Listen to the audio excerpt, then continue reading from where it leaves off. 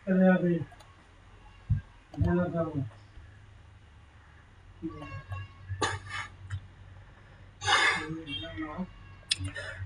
আলাইকুম। এসএসসি 2026 পরীক্ষার্থী যারা রয়েছে, নবম দশম শ্রেণী এবং এসএসসি 2026 সালের যারা পরীক্ষার্থী রয়েছে তাদের জন্য আজকের ক্লাস। তো আজকের ক্লাসের বিষয় হচ্ছে গণিতের প্রয়োজনীয় সকল সূত্রাবলী, অর্থাৎ বীজগণিতের যে সকল সূত্রগুলি দিয়ে আমরা বীজগণিতের অঙ্ক করি সাধারণত ওই সূত্রগুলি নিয়ে আজকে আলোচনা করব। তো অঙ্ক করার ক্ষেত্রে সাধারণত আমাদের সূত্রগুলো মুখস্থ থাকতে হয়। তো সূত্র মুখস্থ থাকলে যে কোনো অঙ্ক খুব সহজেই করা যায়।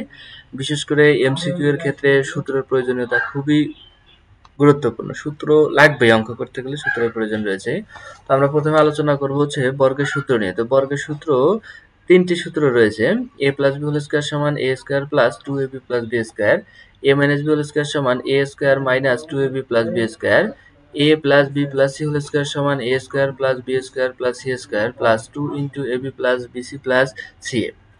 তো বর্গের সাধারণত যখন দুইটি পদ থাকবে তখন আমরা এই 1 এবং 2 নম্বর সূত্রটি ব্যবহার করব। কিন্তু যদি কখনো তিনটি পদ দেওয়া থাকে, তিনটি পদের যদি বর্গ করতে বলে তাহলে আমরা এই 3 নম্বর সূত্র দিয়ে খুব সহজেই বর্গ করতে পারি।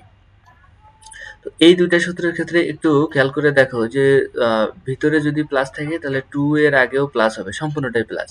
আর যদি মাইনাসের সূত্র হয় অর্থাৎ a minus b whole square হয় সেক্ষেত্রে 2 এর আগে হচ্ছে মাইনাস হবে, এটা একটু খেয়াল রাখতে হবে। ঘন নির্ণয়ের জন্য সূত্র রয়েছে দুইটি। a plus b whole cube সমান a cube plus 3a square b plus 3ab square plus b cube. a minus b whole cube সমান a cube minus 3a square b plus 3ab square minus b cube. তোমরা চাইলে screenshot দিয়ে নিতে পারো। আর ঘন নির্ণয়ের সূত্র দুটি।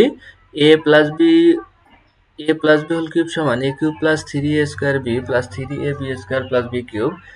a minus b whole cube সমান a cube minus 3a square b plus 3ab square minus b cube. তো এইখানে সূত্রটা দেখো যে এখানে মাইনাস থাকলে 3 এর আগেও মাইনাস এবং b এর আগেও মাইনাস, আর প্লাস থাকলে সবগুলোই প্লাস। মান নির্ণয়ের জন্য অর্থাৎ আমরা যখন মান নির্ণয়ের অঙ্ক করব বা অনুসিদ্ধান্তের অঙ্কগুলো করব, অনেক ক্ষেত্রে আমাদের দেখা যায় যে মান নির্ণয় করতে বলে বীজগণিতের অধিকাংশ সূত্রগুলোই বা হচ্ছে প্রশ্নগুলোতে মান নির্ণয় বেশি আসে। তো মান নির্ণয়ের ক্ষেত্রে আমরা এই সূত্রগুলো কাজে লাগবো। তো আমাদের সাধারণত যেই জায়গাগুলোতে ভুল হয় যে অনেক ক্ষেত্রে দেখা যায় যে কখন 4ab লিখবো এবং কখন 2ab লিখবো, এই জায়গাটাতে খুবই বেশি ভুল হয়। তো খেয়াল রাখতে হবে যে যদি হোল স্কয়ার থাকে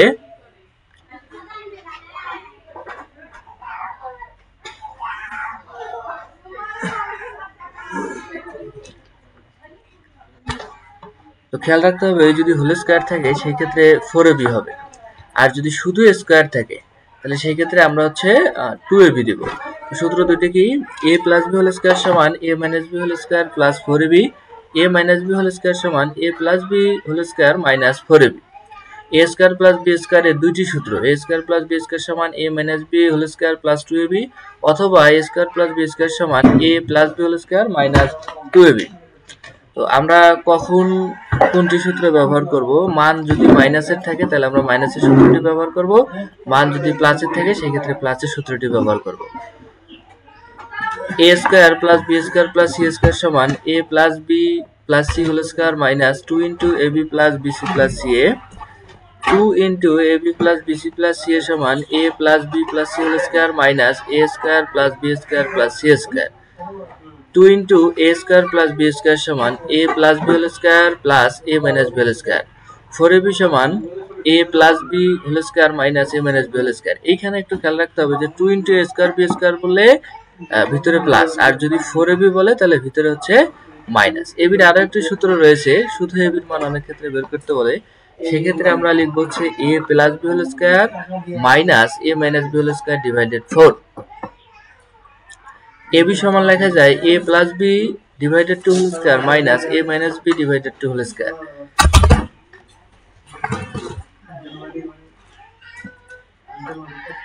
a plus b whole cube সমান a cube plus b cube plus 3ab into a plus b। a minus b whole cube সমান a cube minus b cube minus 3ab into a minus b। অর্থাৎ যদি minus হয় তাহলে সবগুলোই minus, plus হলে সবগুলোই plus. এ cube plus B কিউবের উৎপাদক এ কিউব প্লাস বি কিউবের মান নির্ণয়ের সূত্র a plus b whole cube minus 3ab into a plus b a cube minus b cube সমান a minus b whole cube plus 3ab into a minus b. অর্থাৎ a cube minus B কিউবের ক্ষেত্রে ভিতরে দুইটাই হবে minus, আর ভিতরে minus হলে বাইরে হবে প্লাস।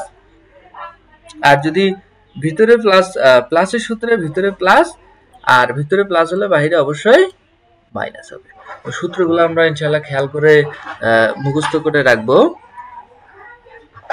উৎপাদকের জন্য এ স্কয়ার প্লাস বি স্কয়ার সমান এ plus b into a minus B, a cube plus B cube সমান এ plus b into A square minus A B plus B square, A cube minus b cube সমান a minus B into A square plus a B plus B square. উৎপাদকের জন্য আমরা এই প্রথম দুইটি সূত্র মুখস্থ রাখবো। এ plus b into a minus B সমান এ square minus b square x plus a into x plus b সমান x square plus a plus b into x plus a b. এই দুইটা সূত্র দিয়ে আমরা যে কোনো ধরনের গুণফলের অঙ্ক করতে পারি।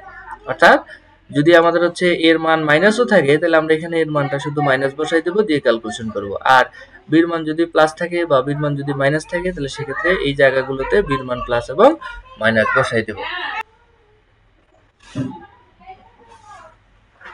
তো আজকের ক্লাস নিয়ে যদি কারো কোনো অসুবিধা থাকে তাহলে অবশ্যই কমেন্ট বক্সে জানাই দেবেন।